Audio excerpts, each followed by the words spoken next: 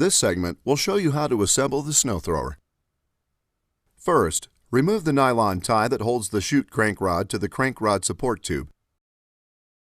Then you can assemble the crank rod support tube part 3 to the bracket on the left side of the discharge housing.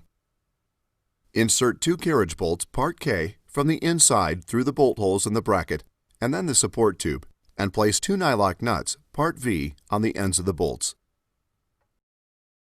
Next, take the chute and control cable assembly and attach it to the top side of the crank rod support tube part 3 using 2 carriage bolts part J. Secure the carriage bolts on the other end, first placing on the bolts 2 bowed washers part S and then 2 nylock nuts part V. Next, take the brackets for the chute crank rod assembly part 2 and attach them to the plastic bracket that is on the left side of the discharge housing. To do this, first align the chute crank bracket underneath the rod support bracket and then attach both to the plastic bracket by inserting 2 carriage bolts part L. Then place 2 washers part P and 2 nylock nuts part V on the ends of the bolts. Do not fully tighten these nuts yet. Now take some general purpose grease and coat the top of the ring around the discharge opening. Then place the discharge chute onto the ring in a forward-facing position. Place the anti-rotation bracket part 5 on top of the chute flange, aligning it with the holes on the right side of the flange.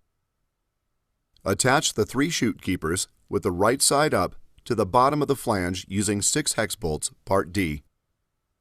First, place a flat washer part O on the bolts and then insert the bolts from the top all the way through the aligned holes in the parts. Secure the bolts on the bottom using 6 flange lock nuts part X. Tighten each of the bolts carefully so that the nuts are snug, but they don't dig into the plastic chute keepers. Now place the plastic cap part FF onto the short end of the anti-rotation bracket. Then position the crank rod spiral so it doesn't rub against the bottoms of the notches in the chute flange and tighten all of these nuts.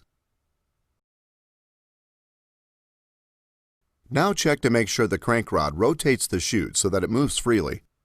If it doesn't, you need to loosen each of the hex bolts by 1/4 turn until it does move freely. Last, take 2 of the plastic ties and secure the control cables to the crank rod support tube to keep them organized.